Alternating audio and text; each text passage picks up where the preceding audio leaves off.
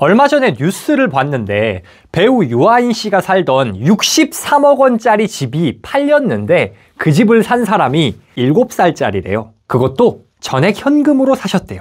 7살이면 초등학교 들어갈까 말까 하는 나이잖아요. 저 그때 뭐 했나 생각해보면 용돈 500원 가지고 학교 앞 문방구에서 슬러시 사 먹고 그랬던 것 같은데 이 친구는 63억을 지르네요. 진짜 세상 불공평하다 싶더라고요. 그런 거 보면 역시 부자 되려면 부모 잘 만나는 게 장땡이야 싶다 가도 가만 세상을 보다 보면 그렇게 부모 잘 만나서 돈 걱정 없이 사는 사람들만 부자가 된 거냐? 그건 또 아니더라고요. 실제로 흙수저 출신인데 자수성가한 사람들이 굉장히 많습니다.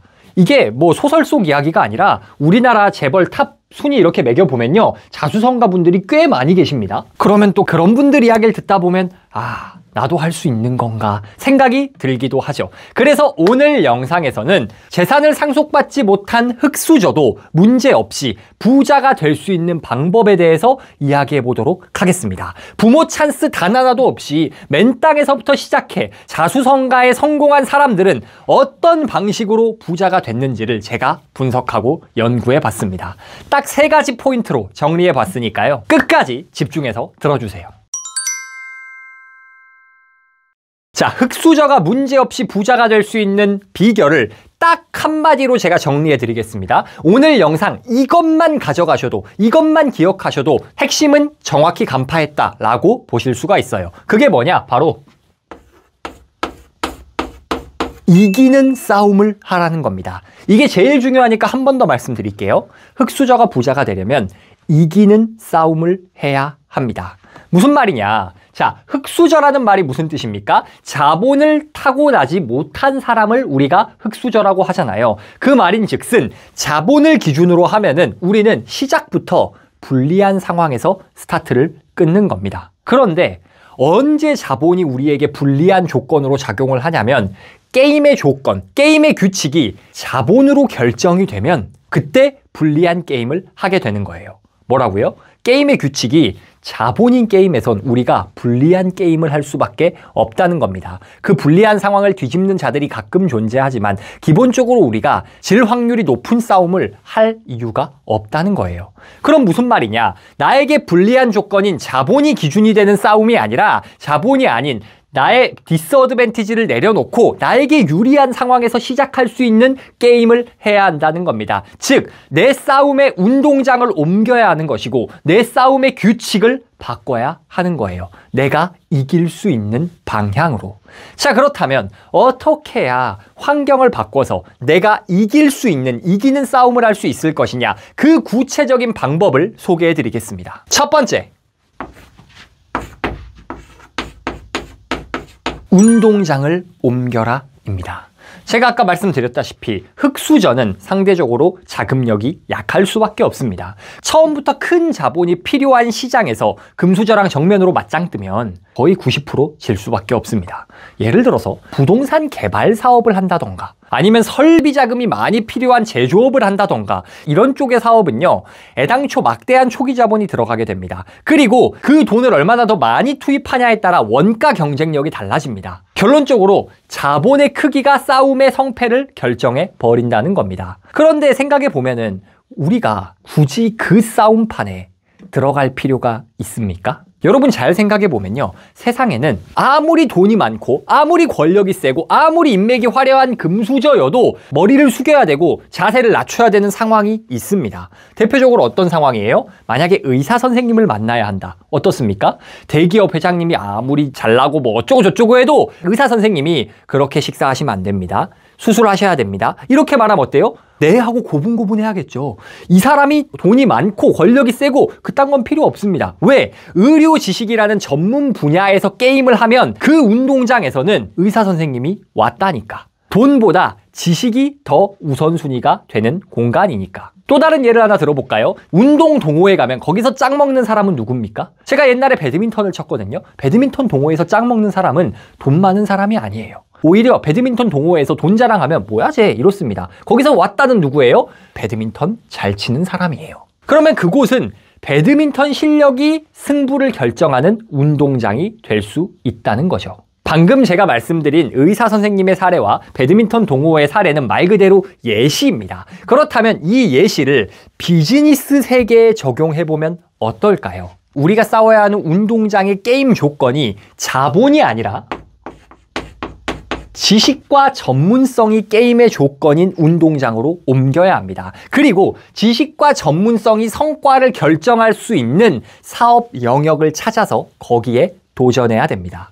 예를 들어 본다면 지식 기반 사업이 되겠죠. 자본이 없어도 공부를 내가 얼마나 하냐에 따라서, 내가 전문성을 얼마나 어필하냐에 따라서 나의 가치가 결정될 수 있는 사업을 하든 그런 일을 해야 한다는 겁니다. 예전에는요, 이 전문성이라는 걸 인정받을 수 있는 조건이 뭐냐? 대학 졸업장이었어요. 혹은 특정 기관에서 주는 자격증이었습니다. 그리고 대부분 그런 졸업장이나 자격증은요, 돈 많은 분들이 또 유리했어요. 제가 아까 의사 선생님을 예로 들었는데요. 사실은 의사 선생님들도 집안이 잘 사는 분들, 금수저 출신인 분들이 꽤 많습니다. 그냥 의대 입학 비율을 보면요, 서울 8학군 출신 졸업생들이 압도적으로 많아요. 왜? 그 졸업장, 자격증을 취득하는 데는 돈이 들어가니까. 그래서 예전에는 사실 지식과 전문성을 기반으로 해야 된다, 그래야 흑수저가 승리할 수 있다, 그게 무조건 적용된다 라고 말하기가 어려웠어요. 그런데 여러분, 재밌는 건요, 요즘에는 졸업장, 자격증 말고도 이런 지식과 전문성을 검증받을 수 있는 방법이 있습니다.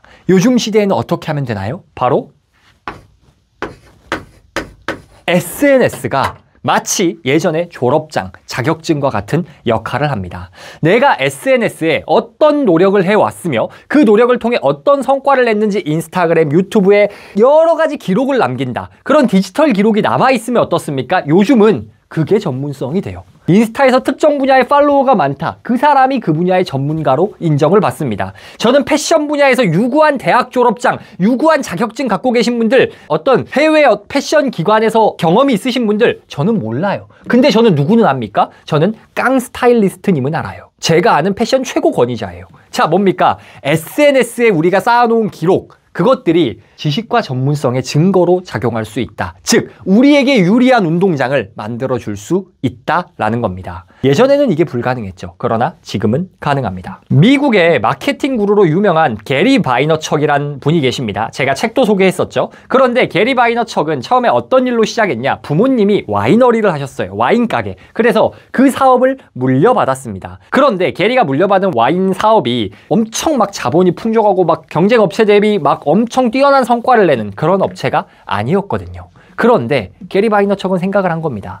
내가 여기서 와인 업계에서 뭐 예를 들어 포도 품종을 개량한다든지 아니면 대량 생산, 즉 자본이 들어가는 게임으로는 승산이 없다. 그래서 게리 바이너척이 선택한 게 뭡니까? 그래서 유튜브를 한 거예요. SNS를 한 겁니다. 와인 가게를 홍보하기 위한 SNS를 처음에 했어요. 그리고 실제로 그의 와인 회사는 대박이 납니다. 그 유튜브 SNS를 어떻게 활용했냐? 게리 바이너척이 그의 책 크러쉬 잇에서 실제로 밝힌 내용은 자기가 잘 알고 좋아하는 이 와인이라는 주제에 대해서 매일 SNS에 포스팅을 했다고 합니다. 그리고 실시간으로 시청자들과 소통을 했대요. 그러면서 와인 전문가라는 신뢰, 전문성을 쌓아 올린 겁니다. 즉, 자본이 없어도, 졸업장이 없어도 SNS의 꾸준한 활용을 통해서 얼마든지 내가 이길 수 있는 운동장을 만들 수가 있다는 겁니다. 그리고 그런 경험의 기초에서 게리 바이너척은 지금은 마케팅 에이전시인 마이너미디어를 운영하고 셀럽이자 억만장자가 되었죠. 결국 핵심은 이겁니다. 흑수저가 부자가 되기 위해서는 자본이 규칙이 되는 시장에서 싸우면, 그런 운동장에서 싸우면 안 됩니다. 이 운동장에선 이길 확률이 희박합니다. 그럼 어떤 싸움을 해야 되냐? 지식과 전문성이 승패의 판단 기준인 운동장에서 싸워야 한다는 겁니다. 예전에는 지식과 전문성을 검증하는 과정조차도 자본이 들어갔지만 요즘에는 SNS를 활용해서 평범한 사람들도 얼마든지 전문가로 인정받을 수 있기 때문에 언제든지 나의 운동장을 내가 이길 수 있는 운동장으로 바꿀 수 있다라는 겁니다. 이기는 싸움을 하기 위한 두 번째 원칙, 바로 수요부터 검증하라입니다. 무언가를 판매하고 사업에 도전하기 전에 수요를 검증하고 시작하라는 거예요. 왜? 흑수저들은 실패할 여유가 없기 때문에. 금수저들은 자본이 넉넉하잖아요. 그러니까 야, 이거 끝내주는데 라고 하면 그냥 좀 검증이 덜 됐어도, 좀 준비가 덜 됐어도 그냥 시작하면 됩니다. 한두 번 실패해도 망하지 않을 거예요. 부모님이 지원을 해줄 거니까. 혹은 부모님의 빵빵한 지원 플러스 좋은 인맥 덕분에 안정적으로 시작할 수 있는 가능성이 클 수도 있습니다. 그런데 우리 같은 흑수저 입장에서는 금수저는 그냥 가볍게 넘길 수 있을 만한 실패를 한두 번만 경험해도 회복 불가능할 수도 있어요. 혹은 최소 몇 년을 고생해야 할 수도 있는 겁니다. 그렇다면 우리가 이기는 싸움을 하기 위해선 어때야 합니까? 우리는 실패할 여유가 없어. 그렇기 때문에 어떤 것을 판매하는 사업을 도전하기 이전에 미리 팔릴지 수요를 확인하고 들어가야 한다는 겁니다. 실제로 이런 법칙을 적용한 사례가 있습니다. 여러분 모두 미라클 모닝이라는 책 들어보셨죠? 미라클 모닝의 저자가 할 엘로드인데, 할 엘로드는 20대 시절에 교통사고를 당했습니다. 그래서 진짜 거의 죽을 뻔했어요. 그리고 나서 도전한 사업에서는 파산했습니다. 정말 인생의 밑바닥 상태였어요. 그런데 그 다음에 이제 내가 뭘 해볼까라고 고민하던 것이 우리가 미라클 모닝이라고 알고 있는 기상 루틴을 잡는 컨설팅 형태의 비즈니스였습니다. 그런데 문제는 이 사람은 이제 실패할 여유가 없었죠. 그렇게 어떻게 했냐? 할 엘로드는 처음에 무료 컨설팅 형태로 지인들에게 자신이 발견한 미라클 모닝 루틴을 무료 컨설팅으로 지인들에게 제공을 했습니다. 그런데 지인들에게 줘보니까 반응이 너무 좋은 거예요. 야, 진짜 이거 효과 있다. 야, 나 이거 하고 나서 아침이 달라졌어. 이렇게 공짜로 나눠주고 사람들이 이걸 좋아하네 라는 확신을 얻고 나서 미라클 모닝이라는 브랜드를 만들어 갔다고 합니다. 만약에 그가 이런 과정 없이 미라클 모닝이라는 책부터 쓰고 대규모 홍보비를 빚져서 투자하고 막 출판하고 이랬는데 시장에서 만약 외면당했다. 그러면 끝났을 겁니다. 그렇지만 주변인들에게 먼저 반응을 살펴보고 시도한 덕에 실패 리스크를 크게 줄일 수 있었다는 거죠. 이 수요부터 확인하는 방법론은 스타트업의 교과서라고 할 수 있는 린 스타트업에서도 소개가 됩니다. 린 스타트업에서는요, MVP라는 개념이 나옵니다. 이게 뭐냐? Minimum Viable Product, 최소 기능 제품이라는 용어예요. 즉, 막 엄청난 투자를 하고 대량 생산해서 완성품을 만들지 말고 최소한의 기능을 갖춘 저렴한 테스트 제품을 만들어서 사람들이 그걸 원하는지를 체크해보고 사네? 라고 하면은 그때 본격적으로 투자를 하라는 겁니다. 이게 바로 에릭 리스가 말하는 시작부터 완벽해지려고 애쓰지 말고 MVP로 반응을 테스트해봐 라는 말의 의미입니다. 금수저가 아니라면 시간과 자본이 한정될 수밖에 없습니다. 그러니 초반부터 대규모 투자를 할 수도 없을 뿐더러 빚져서 그렇게 했다가 망하면 다시는 돌이킬 수가 없겠죠. 이렇게 흑수저들은 여윳돈이 없기 때문에 실패를 줄일 수 있는 방법을 찾아야 합니다. 이에 활용되는 방법이 뭡니까? 그게 바로 크라우드 펀딩이죠. 미국에서는 킥스타터, 우리나라에는 와디즈 같은 플랫폼들이 크라우드 펀딩 서비스를 제공합니다. 이 크라우드 펀딩은 뭐예요? 미리 내가 이런 제품을 만들 거야 라고 소개하고 돈을 모금을 받습니다. 그리고 그 모금받은 수요를 확인한 다음에 생산을 하고, 만약에 목표치에 도달하지 못하면 환불해주고 생산을 포기하는 방식인 거죠. 크라우드 펀딩 외에도 어떤 방식이 있을 수 있습니까? 우리가 뭐 인스타나 유튜브 같은데, 여러분 제가 이런 제품을 만들고 이런 프로그램을 할 건데 한번 참여해 보시겠습니까? 이렇게 의사를 묻는 설문을 해볼 수도 있을 거고요. 한 달짜리 파일럿 프로그램을 운영해서 수요를 검증해 볼 수도 있을 겁니다. 이런 식으로 우리는 온라인 도구를 활용해서 얼마든지 수요부터 검증할 수 있는 시대를 살고 있습니다. 결국 정리하면 수요가 있는지 없는지도 확인하지 않고 감만 믿고 뛰어들어선 안 된다. 왜? 그건 금수저들은 감당 가능할지 몰라도 우리 같은 흑수저들은 비용을 감당할 수 없다. 그렇기에 우리는 수요를 검증하고 이거다 싶은 확신이 들 때 실행해야 한다. 흑수저일수록 이 수요부터 검증하는 원칙을 철저히 지켜야 합니다. 이기는 싸움을 하기 위한 세 번째 방법, 바로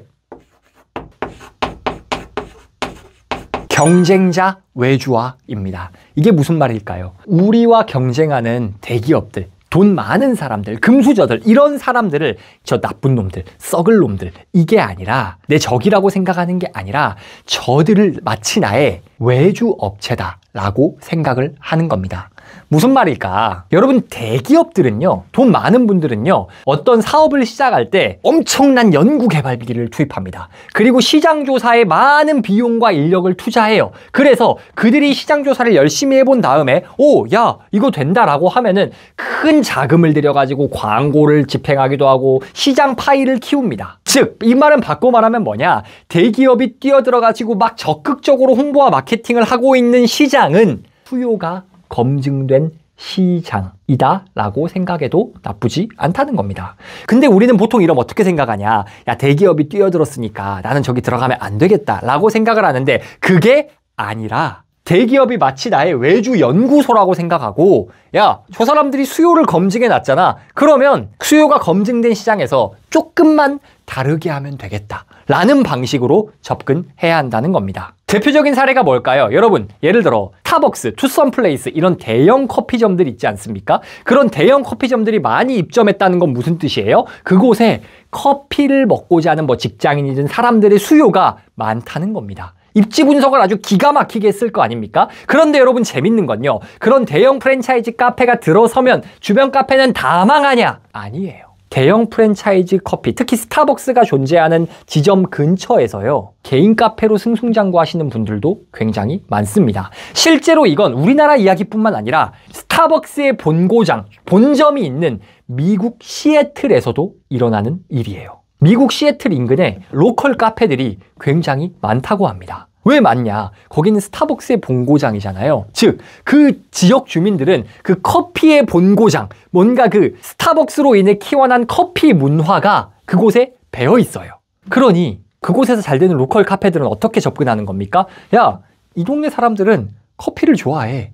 기본적으로 스타벅스의 고장이잖아. 그러면 우리는 이곳에서 커피를 제공하되 스타벅스가 제공하지 않는 특색을 제공해 주자라고 접근한다고 합니다. 좀 더 독특한 원두를 로스팅해서 제공하거나 고급 디저트를 제공하거나 하는 식으로, 오케이, 스타벅스 잘해, 니네 쎄, 인정. 그런데 우리는 니네가 제공할 수 없는 것을 제공할 거야 하는 식으로 접근하는 거죠. 이게 바로 뭡니까? 스타벅스라는 대기업이, 경쟁자가 이미 시장을 조사해서 이곳은 된다라고 판별을 해놨어요. 거기에 나아가서 그 동네의 커피에 대한 수요까지 키워놓은 거 아닙니까? 그런데 이거를 쟤들 너무 쎄, 피해야지, 이게 아니고 쟤들 내 외주업체야. 쟤들이 시장 조사도 끝내놨고 판도 다 깔아놨어. 그럼 이제 거기에 내가 들어가면 되겠다 하는 식으로 경쟁자를 외주업체 마냥 써먹을 수 있다는 겁니다. 실제로 여러분, 제가 커피로 예를 들었지만 대기업이 적극적으로 하고 있는 사업 중에 대기업은 하지 못하는,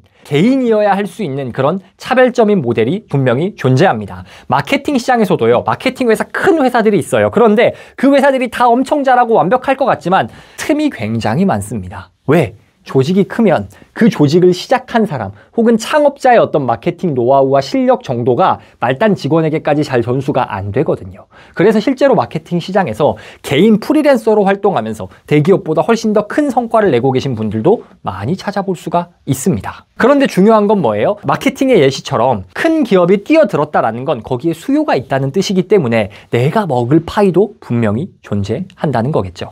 결국 이기는 싸움을 하기 위해서 우리는 경쟁자를 잘 이용해야 합니다. 이용한다는 게 무슨 뜻이냐? 경쟁자가 너무 강력해 보인다고 해서 그걸 피할 것이 아니라 경쟁자를 보는 관점을 달리해야 됩니다. 저 사람들이 뛰어들었어? 그럼 여기 되는 시장이구나. 그럼 내가 이 되는 시장인 건 검증했으니까 어떻게 잘할지만 고민하면 되겠다 하는 식으로 거인들이 깔아둔 판을 외주 작업물이다 라는 생각으로 접근할 필요가 있다는 겁니다. 정리하겠습니다. 흑수저가 부자가 될 수 있는 유일한 방법은 이기는 싸움을 하는 것입니다. 이기는 싸움이란 금수저들의 싸움 조건인 자본을 기초로 싸움하는 것이 아니라 내가 이길 수 있는 조건, 내가 이길 수 있는 운동장에서 게임을 해야 하며 내가 이길 수 있는 게임의 방식을 선택해야 한다는 겁니다. 그런 방식들, 조건이 무엇이 있습니까? 첫 번째, 운동장을 옮겨라. 자본이 승패를 가르는 시장이 아니라 콘텐츠를 통한 지식과 전문성을 쌓는 것이 승패를 가를 수 있는 업종을 선택해야 한다는 겁니다. 혹은 그러한 사업 방식을 선택해야 한다는 겁니다. 가장 좋은 방식은 SNS에 꾸준한 기록을 남기는 것입니다. 두 번째는 수요부터 검증하라는 겁니다. 자금력이 부족한 흑수저는 실패 한 번에 치명타를 입을 수가 있습니다. 그렇기에 실패할 가능성을 낮춰야 합니다. 어떻게 할 수 있죠? 무료 샘플을 나눠줘서 반응을 보거나 크라우드 펀딩을 해보거나 사전 예약을 활용하는 등 미리 검증하고 검증된 시장에 들어가야 한다. 검증이 되고 어느 정도 확신이 생겼을 때 투자를 늘리면 큰 실패 없이도 우리가 금수저를 따라잡을 수 있다는 겁니다. 세 번째, 경쟁자들을 외주화해야 합니다.